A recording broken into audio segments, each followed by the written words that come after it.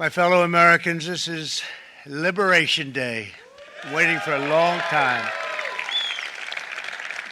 April 2nd, 2025 will forever be remembered as the day American industry was reborn, the day America's destiny was reclaimed, and the day that we began to make America wealthy again.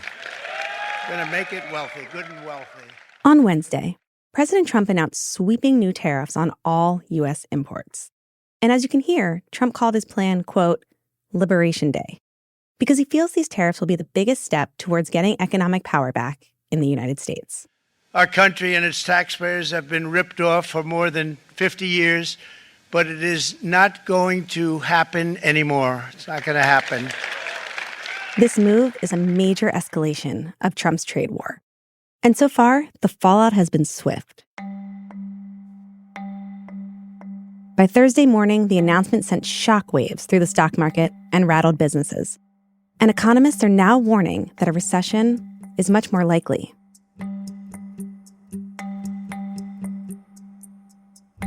From the newsroom of The Washington Post, this is Post Reports. I'm Colby Ickowitz. It's Thursday, April 3rd. Today, I talk with David Lynch, a financial writer for The Post, about the impact these tariffs could have on the U.S. economy and consumers.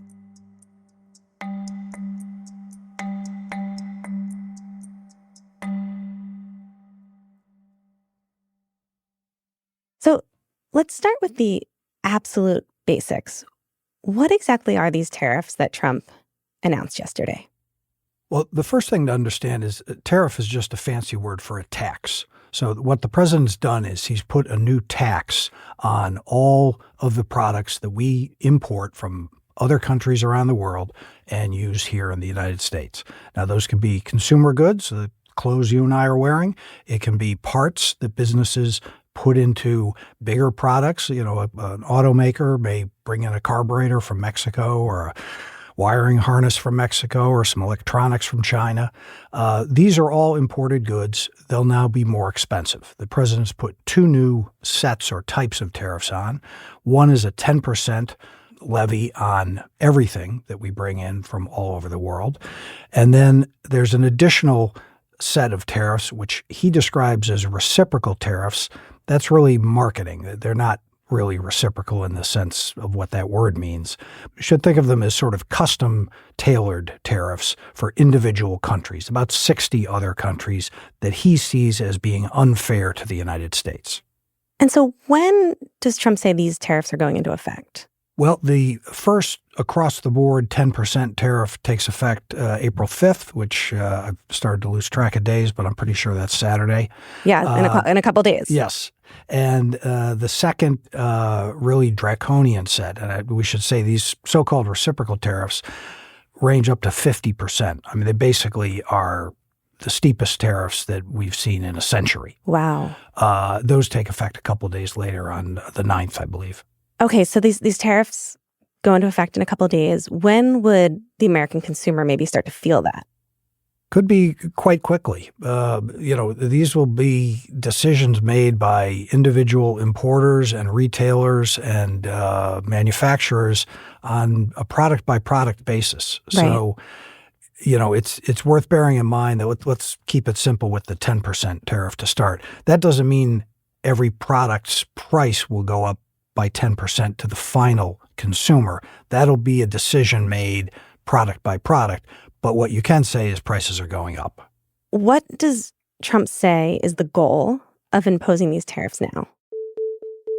So the president's view of this is that the United States has been taken advantage of and cheated and done wrong for decades. For decades, the United States slashed our trade barriers on other countries, while those nations placed massive tariffs on our products and created outrageous non-monetary barriers to decimate our industry. And as a result of the way the global trading system has worked, We've lost millions of manufacturing jobs. Factory communities across the heartland have been hollowed out. Because they've moved overseas. And that's been great for Wall Street. It's been great for the fat cats who run these companies. But the average guy and gal who work in manufacturing have been screwed, and we've got to do something about that. And the president's view is that by using tariffs, we discourage people from buying foreign products because the way to get around a tariff is to manufacture here. He wants to see companies do that instead of making the smartphones in China. Apple should bring all that back here to the United States. We're going to be an entirely different country, and it's going to be fantastic for the workers. It's going to be fantastic for everyone. There will never have been a transformation of a country like the transformation that's already happening in the United States of America. It's an incredible thing to watch. Instead of bringing in car parts from Mexico, all that work should be done here in the United States, and we put millions of Americans back to work in factories. That's the theory of the case. And so does it seem like that would happen, that Apple or Nike or Volkswagen is going to start building manufacturing plants in America so that they don't have to pay these taxes? Yes and no. I mean, there's certainly reason to think that to some degree, to some limited degree, that would happen and has happened in the past. But in terms of the sort of macro transformation that the president's talking about, we should say two things. First of all, there's absolutely no precedent for this in any other advanced economy. Manufacturing employment as a share of total employment has been falling in the United States since 1979. This is sort of a normal transformation. And think of it, if you go back far enough, millions of Americans worked on farms, right? And then they moved into factories. And then from factories became more efficient. More machines can do the work. You don't need as many big burly guys, moving stuff around. So we need fewer people in factories. So that has been a normal transformation. Yeah. The president blames foreigners for a lot of that transformation, and he wants to run the movie in reverse now, and that is going to be, at a minimum, quite disruptive, and there are reasons to doubt whether it's even possible. And I would think, too, that the payoff is maybe wouldn't be felt for years down the line, because how long does it take to build a manufacturing plant in America? Like, will Trump even still be president by the time we might feel the effects of any positive change? Yeah, no, that's another important part of the discussion here. For an automaker to change from a supplier in China to a supplier somewhere else, let's say a domestic supplier, that can't happen overnight. Then you talk about setting up a brand new factory. If GM or Caterpillar or General Electric, somebody wants to put up a brand new factory somewhere, that takes years. And if you're a CEO and you've got to decide, okay, where am I going to put my capital investment? Do I now have to think the only safe place is here in the United States? Well, Donald Trump presumably is going to be out of office in January of 2029. We don't know if these tariffs that he announced yesterday are going to be around in 5 months, let alone 5 years. So it makes it very difficult for business to invest. So then, David, if you're a company, how do you begin to plan for these new tariffs? Well, part of the issue here is confusion over his goals and also the tools that he's used to do this. The tools have been unilateral. An alternative way of doing this, if you wanted to make sure it was going to last, would have been to go to Congress and propose legislation and say, we're going to execute this incredible economic transformation. We're going to give business some predictability. So let's say these tariffs will be set at X, and then they'll rise every 6 months or every year, predictably over a 5-year period, let's say. And we're going to pass legislation. I sign it into law, and then it's got more permanence than an executive order that he can literally change today if he wants to change his mind. And then the second part is, what are his goals? Is the end state leaving these tariffs as a permanent change in the U.S. economic system? Yeah. Or is it negotiating? And, his supporters like to say he's the great deal maker. He's certainly shown a propensity to negotiate over trade and tariffs before in his first term with China and with Canada and Mexico. And so there is a school of thought that says, well, maybe the 10% is designed to be permanent, to encourage people to shift away from foreign products.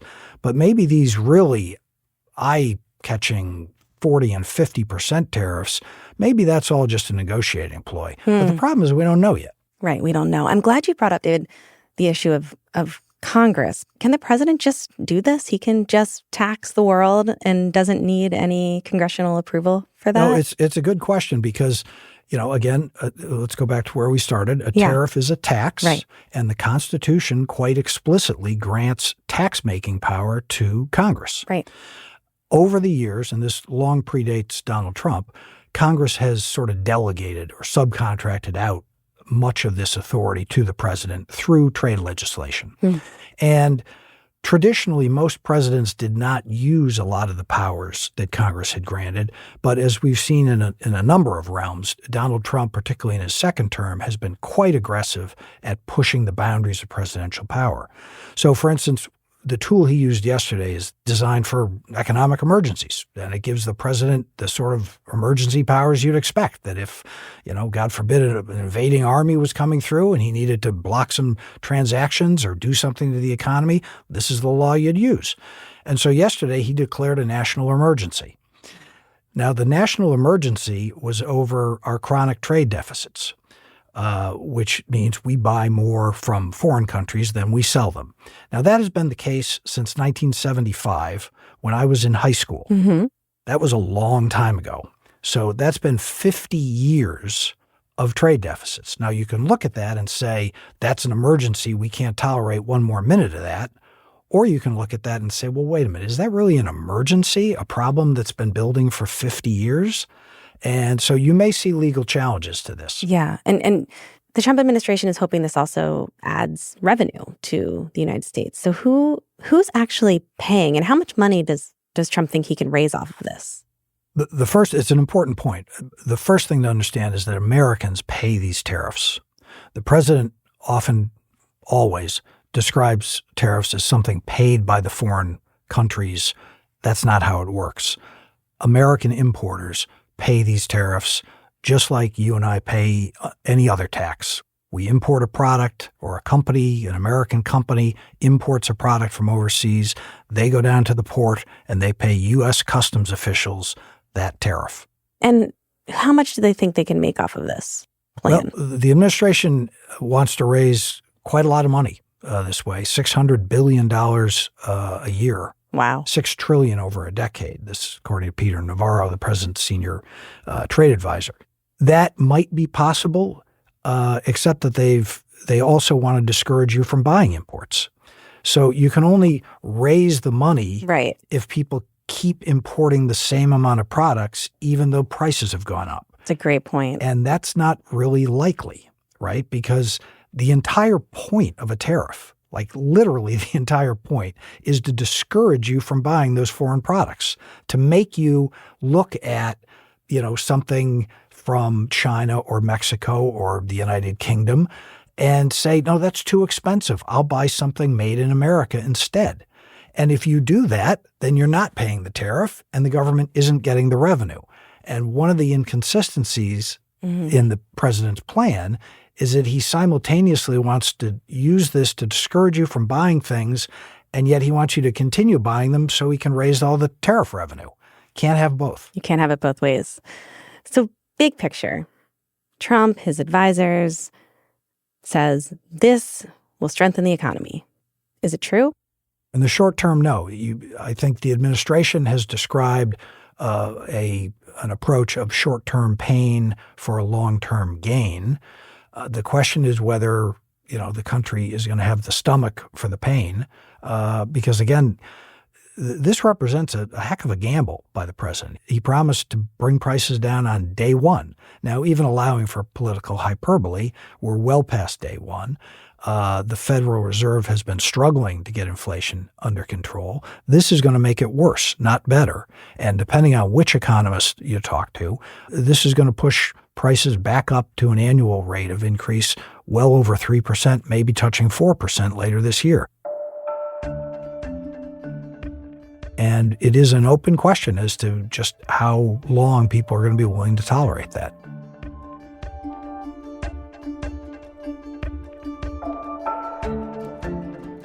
After the break, the likely impact this will have on your wallet.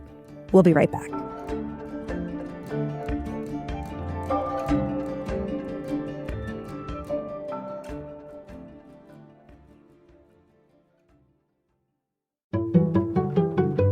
I'm Sally Jenkins, and I'm a sports columnist and feature writer for The Washington Post. My job entails pulling the curtain on really big sports events at what is going on in locker rooms, what's going on in the stadium tunnel, most importantly, what's going on in the minds of the athletes that I cover. I think that we have an instinct that sports are really important in some primal way. We pay a lot of money for them. We build really big stadiums for them. And I think that athletics really gets us in touch with aspiration and teach something very, very important about accountability, about self-determination. And so my job is to really make those links explicit for readers and users. Subscriptions support this work and the people behind it. Find out more at subscribe.washingtonpost.com. I'm Sally Jenkins, and I'm one of the people behind the Post.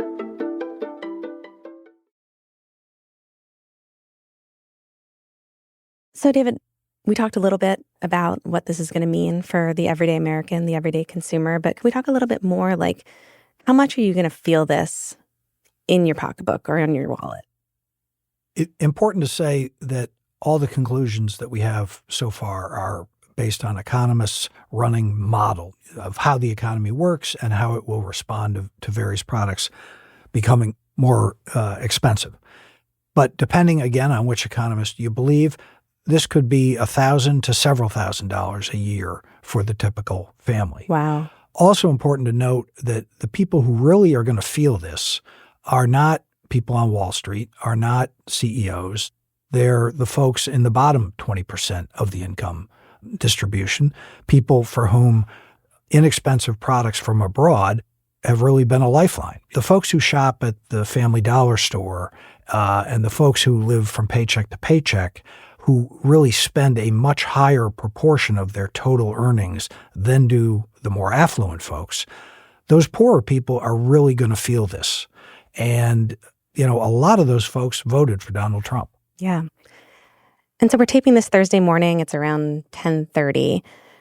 What has been the general reaction on Wall Street and in the global markets so far to Trump's announcement yesterday?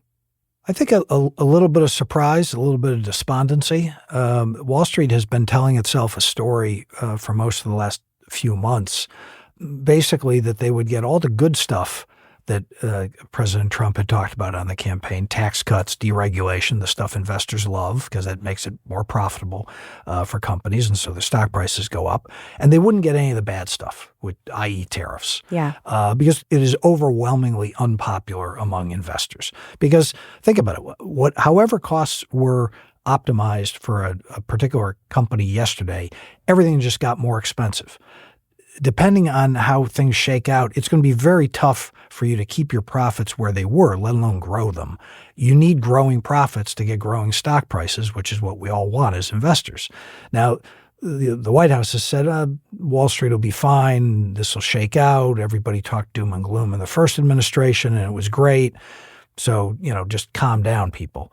The difference between now and the first term is that the president has gone after all imports, whereas in the first term, it was, maybe a tenth of what he's done now, focused primarily on China and to a lesser degree, Canada and Mexico. So this is just an order of magnitude more comprehensive. Could this policy lead us into a recession? The short answer is yes. It certainly made it more likely, is the judgment of most of the economists. I should say all of the economists whose research I've seen in the last 24 hours is clearly made the chances of a recession later this year more likely. And it's also triggered fears about a global recession, which could be quite painful. Yeah, and David, these aren't even the first tariffs he's put in place since returning to office. Can we quickly just tick through where else he has already taxed countries and what kind of goods?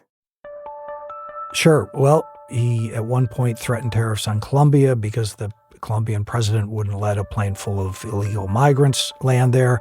Those tariffs were on and off in the space of a few hours. He's put tariffs on Canada and Mexico over fentanyl and migrants crossing the border, and then exempted products that qualified under the trade agreement that he negotiated with those two countries back in his first term. He's put an additional two increments of an additional 10% on products from China.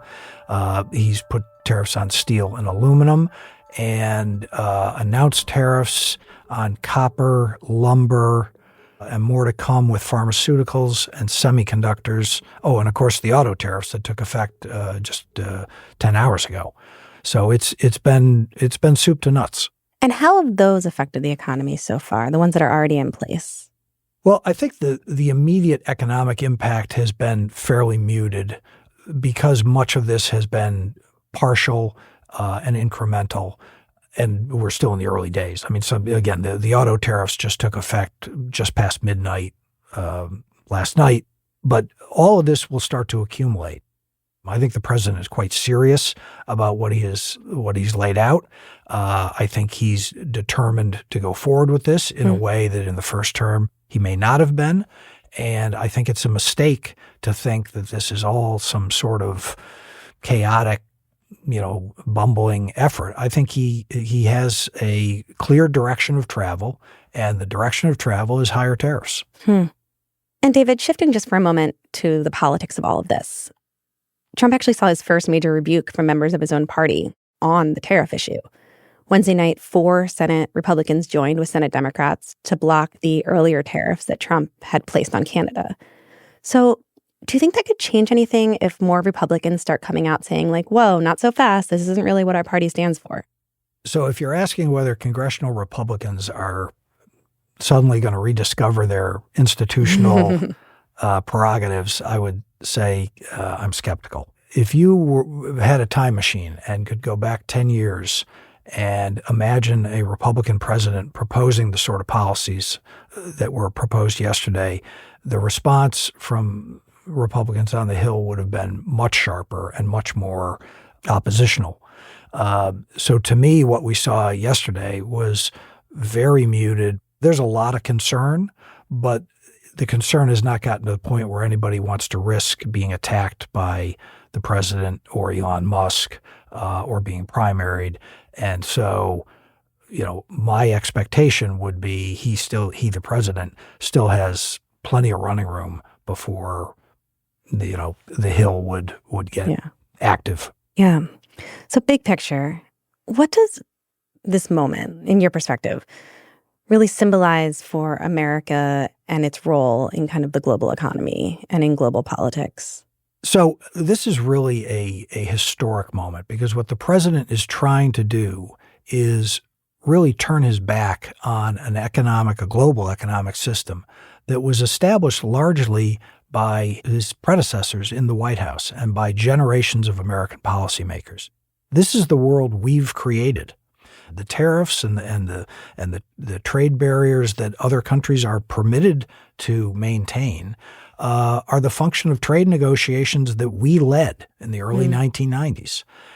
Since the end of World War II, we came out of that terrible war, and American officials led an effort that said we're not going to repeat that mistake of what were called beggar thy neighbor policies, that I put up my trade barriers to protect what I have and make you worse off. You do the same to me. No, we're going to learn our lesson, and we're going to create a world, by and large, that over time is freer and freer in our ability to trade with each other. Because the thinking was that if we trade, we'll both be better off.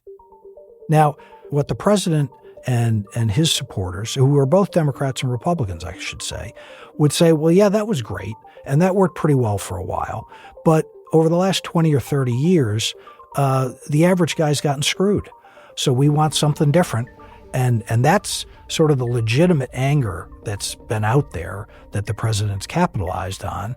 And now the question is, is the remedy that he's set on, is that appropriate for the problem?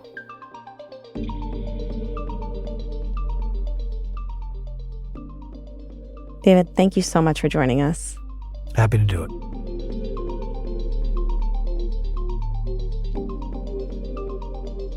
David Lynch is a financial writer for The Post and is the author of the forthcoming book, The World's Worst Bet: How the Globalization Gamble Went Wrong.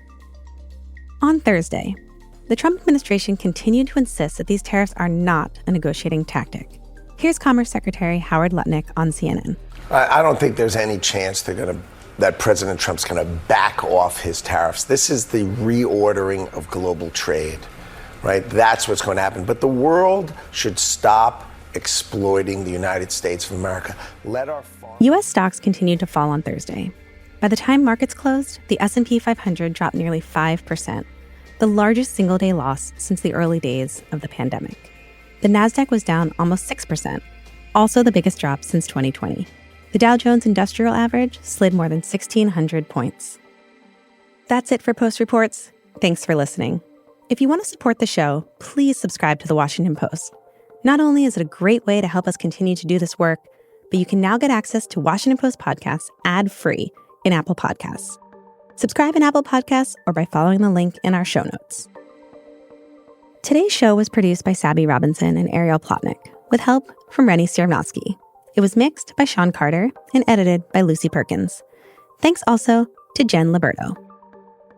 I'm Colby Ickowitz. We'll be back tomorrow with more stories from The Washington Post.